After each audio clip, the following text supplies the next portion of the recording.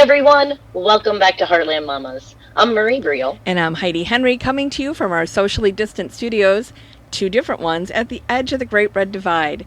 The edge of the Great Red Divide is that area from Illinois west all the way to California, and sometimes behind us in Indiana. Yes. You can find all of our previous work at heartlandmamas.com, on the Demcast network, and on all podcast streaming platforms. So, Marie, today we're going to talk about... Take it away.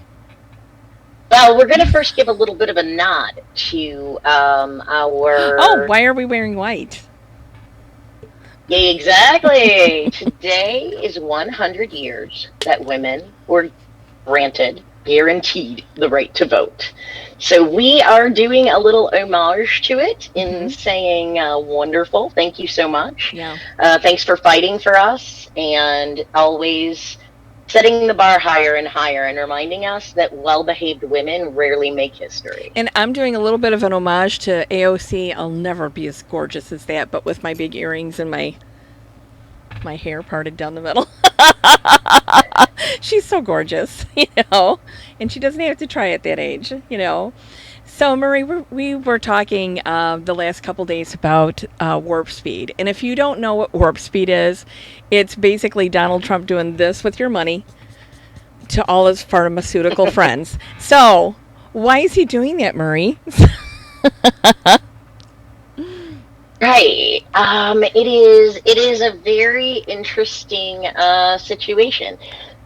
So those of you probably understand warp speed. It is to quickly be able to ramp up production of a vaccine for the coronavirus that we know we're all facing. And in the operations, that they've been very clear multiple times to talk about how they're not cutting any technical corners, any scientific corners. But a part of what they're doing is having, so they've paid a lot of money. To, billions. Vaccine manufacturers, to chemical companies to produce a vaccine for this virus. Can I tell you some of the ones that have gotten money? Would you like to know? Because there's some of our favorite, and now I'm going to miss my list that I had. So AstraZeneca, GlaxoSmithKline, Johnson & Johnson, Moderna, and Pfizer, Sanofi SA. They got a lion's share of the billions of dollars went out. $10 billion was spent. But here's the big kicker, Marie. $1.6 billion went to a company called Novavax, which just last year was about to close. It was about to go under because in their entire existence, they'd never produced anything. Not a thing that had ever worked. I believe that they had never produced a vaccine that had been brought to market in all of that time. Nope, not a thing. Mm-hmm. And yet, we gave them not just some money. We gave them most of the money. Now... Mm-hmm. The alarm bells went off when I first read this story and then heard this story on another podcast. I thought, Marie, I've got to look into this because their stock, which had bottomed out to the point where they almost got delisted from the stock exchange. Delisted is a serious thing, and you don't get back on. Their stock has gone up by 800%. So, what have we learned in this administration, Marie? That somebody's making money. Somebody's making money. And it's not us. The stock market's going crazy right now. But Novavax, an unproven company with no track record of success, has gotten more money than anybody else. And now their stock has gone up 800%. My question to you is, who is getting rich? And ladies and gentlemen, we don't have the answer to that yet, but we will get it for you because somebody is getting rich. And 800% since May, Heidi. Yeah. Since May. You're talking overnight millionaires. It's an insane amount of money. And the person overseeing the program is a gentleman by the name of Dr. Monsef Slowy.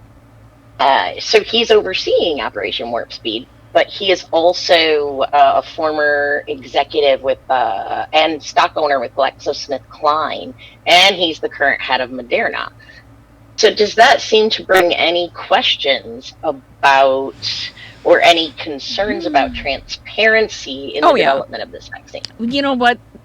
The lack of transparency in this current administration, and the grift and the greed and the self-dealing has been so alarmingly bad that there's nothing I can do to convince myself to trust the science of any of these companies. Number one, we have never produced a vaccine for anything faster than 4 years, and that was the mumps vaccine. And I realize science has improved and our knowledge of science has improved, but the administration was told not to use Novavax because they didn't have the best scientists, and they didn't have the best researchers, and they didn't have the best equipment. Yet here we are. And they, for some reason, say that they have the best results for producing a vaccine. Now, Murray... You know what this reminds me of, Heidi? What's that? When we were talking in our pre-show, we talk about trust, and we talk about how it's going to be hard enough to get enough people to take the vaccine, with Operation Warp Speed and the conflicts of interest that appear to be everywhere. And as we're talking, it reminded me of Hurricane Maria, when a small firm in Utah or some western state was given a $2.6 million construction contract for something that they'd never done. It was a and they never provided services for. A two-person operation. Yeah, a two-person business. So now we know that Novavax is not a two-person operation, okay? But like you said, when you see this, it's hard not to question. Well, why is Novavax getting this? And then to challenge whether the results are genuine or not. And, when I was talking to my husband about it, he had watched The Fugitive the other day. And the reason The Fugitive with Harrison Ford, the reason all the people were being killed was because somebody faked the pathology to get a drug to market. I'm like, oh my God, we're doing The Fugitive in real time, So I don't know that that's true, but man, Heidi, I get it, and you're absolutely not wrong. Whether it's true or not, it is the damage that is being done to the government, to the institutions that are supposed to protect us, to the social norms, to the laws, and the gaslighting that's occurring. So, of course, and that's where you start to have problems with things like hydroxychloroquine. Oh, my God. So they spent $20 million on hydroxychloroquine to build these stockpiles, right? So that and push this untreated, unproven medication out. That proved to be deadly in some cases. Right. Not helpful in any case. And even though they made this big push and they made this investment, if you think about it, that's kind of the exact thing that they're doing with Warp Speed. Well, so they are paying a contract to these manufacturers to produce so many doses. 300,000. Oh no, 300 million. No, 300 million, and they want it by January 2021. Now, Murray, what else is happening in January 2021? Right. Well, let's not even talk about that coincidence. Let's just go back to the financial of it. Yeah. Part of the reason that you said no drug has ever come to market that quickly, and you're right. Mm-hmm. But part of that is because once it's proven and tested, then they have to ramp up, and then they have to do production and quality control. Right. And no pharmaceutical company would put the money into producing a medication, because they cure, a vaccine, a preventative. Yeah, they'd lose a crap ton of money. Not one. Yeah.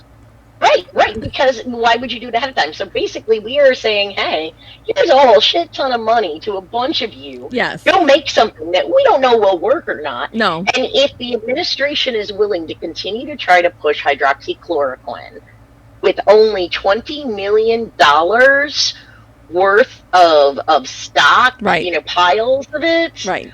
What are they willing to do with the amount of money that we've given to these organizations? Well, in Murray, here this is such a big tangled web, this Warp Speed that Donald Trump has woven, is they don't have the space to store 300 million doses of one produced vaccine.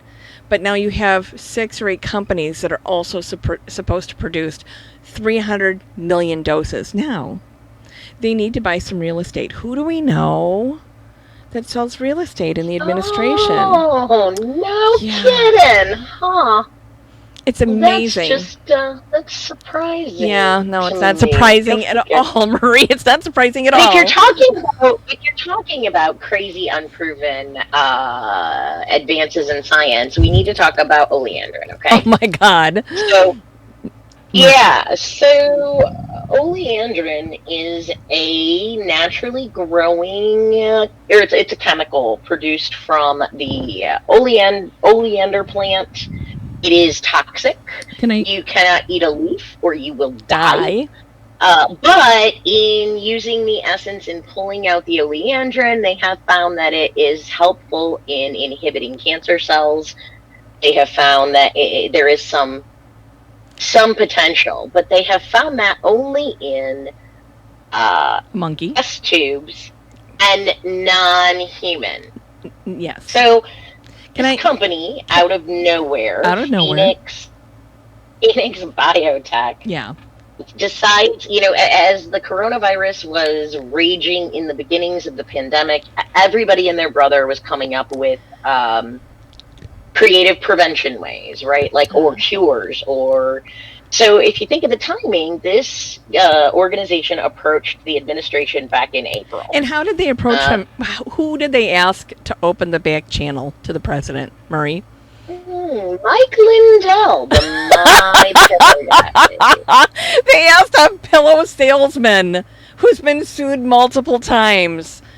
Hey, but this guy's a little more insidious. He did not just use My Pillow guy. He also used John Solomon, which it does a conservative podcast that is buddies with Rudy and Donald and the whole crew. Mm-hmm. So he also wrote an article, which of course would play into the interest of it. Yeah.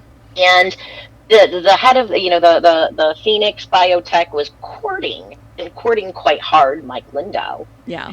And he was pushing this. So he got a meeting. There's actually a meeting on record with Donald Trump and Mike Lindell and Mark Meadows and a couple of attorneys and Ben Carson and Whitney, the head of the biotech firm. Mm-hmm. And they had this whole talk about the use of it and how advantageous it is.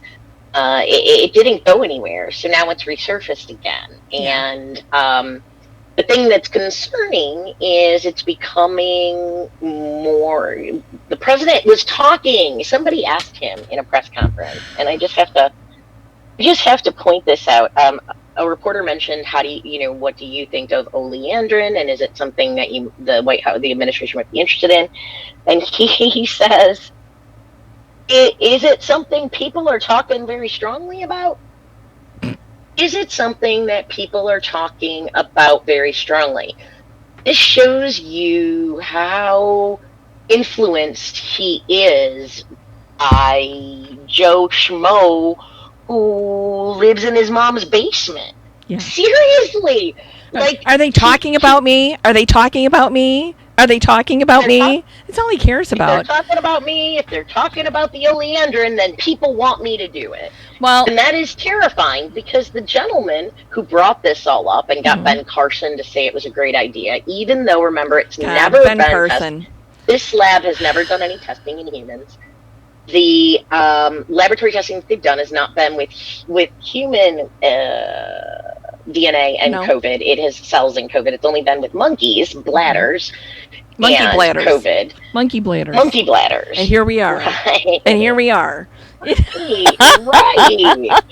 Okay, can we just say, and then so Mike Lindell, right? Pillow guy. Trump's best BFF. Yeah. He was just in Minnesota with him the whole I wonder if Trump sleeps on one of his pillows. Who has bankrupted companies and been sued for fraud. That guy.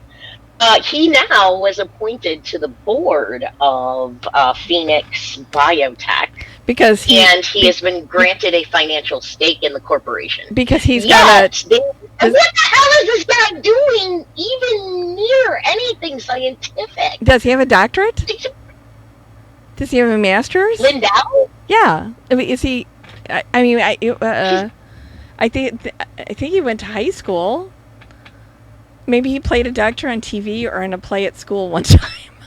They stuck him on the board of directors and gave him a financial stake. I have to tell you what my niece told me.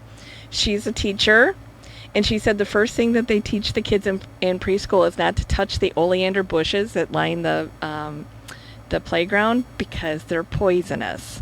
Now, you know me, I love supplements. And here's the other thing, Marie, with this oleandrin, is it's not a pharmaceutical, it is a supplement. So it's not regulated by the FDA. This shit could go off the rails and kill more people than hydroxychloroquine, I can never say that right, did.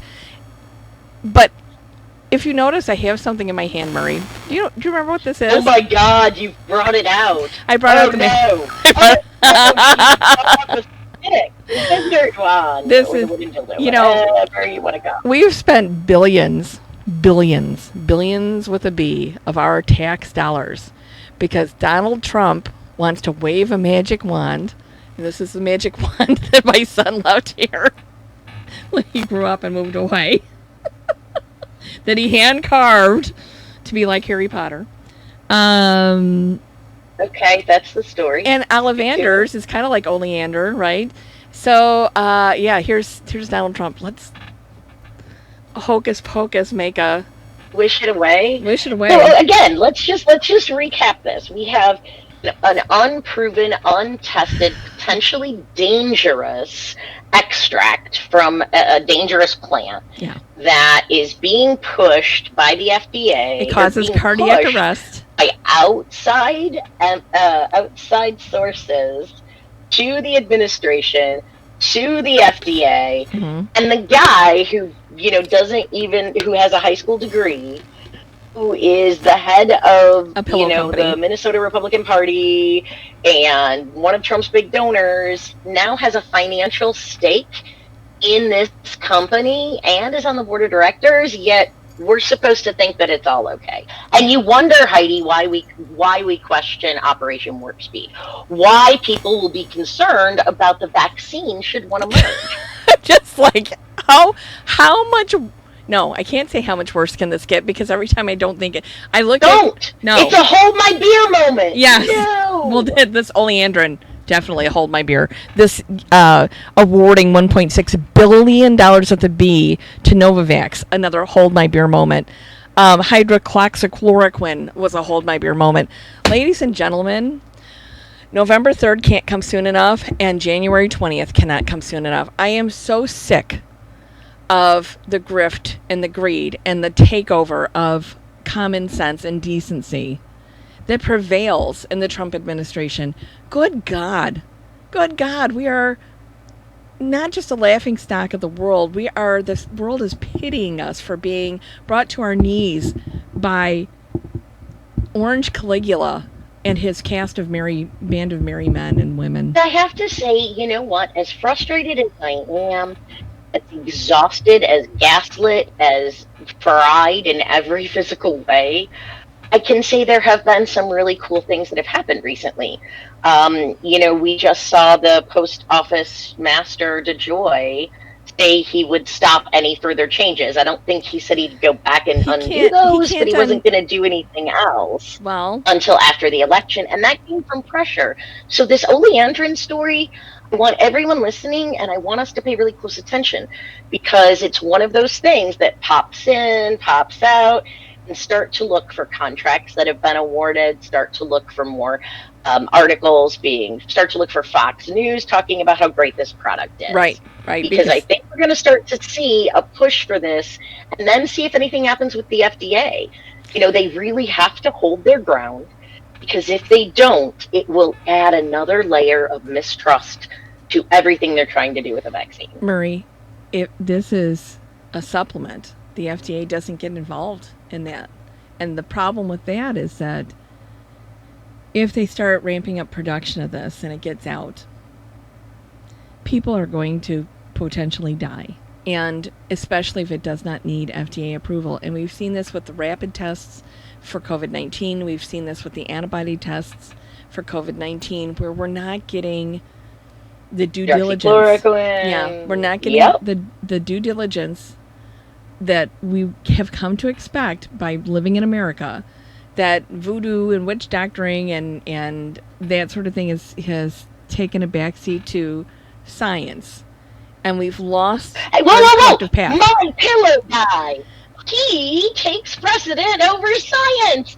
Please, think for one moment. Oh my God, friend. I can't even. Allow me to take you on a journey into a terrifying place.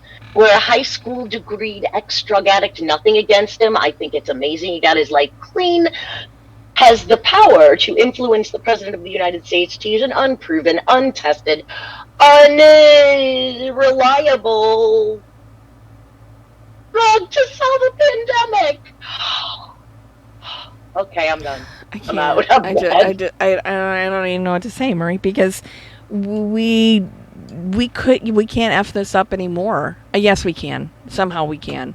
Because every time I think we have hit the bottom, we're in a bottomless pit. And I can't even wrap my head around how stupid the president is. And I don't say that about a whole lot of people, but he is a stupid man. He is not a smart man, and we're all going to die because of it. Oh, man. Yeah, I mean, he's not smart, and you layer it, right? We talk all the time about layers and how one thing affects another and how it builds to a cumulative effect. I'm real big on that. And you look at his lack of intelligence. You look at his lack of inquiry or wanting to learn, his disinterest. He's not curious. And you throw that in with his personality problems and his narcissism, and you are looking at a hot freaking mess. That is why we're all gonna die. I just can't. I know that he's profited from his presidency. I wanted to say I read a statistic today that he has spent 320 years of presidential salary golfing. So, for a man that said he'd be too busy to golf, he sure has taken advantage of that, even though he donates his salary. I just don't understand. And you had somebody pop on your page today that's obviously a Trump supporter, Oh my goodness. And so guys, we know it's going to get worse before it gets better. Hopefully at some point some sanity will fall in line. I don't even, yeah. I can't even come up with a rah-rah go. 100 years women's right to vote. Okay, that's what I can say. And I have to. Good news today. I watched the first night of the Democratic National Convention last night, which was virtual, and it was just really great. It was so nice to hear common sense and empathy and kindness and forward thought. And hey, listeners, we've got something so fun. We are going to be on Ben Jarofsky doing our impression of the Republican National Convention. Now, Heidi is not. Well, we're going to have to split it up. I don't think she's going to be able to handle. I don't know if I can handle it. I don't know if I can handle it.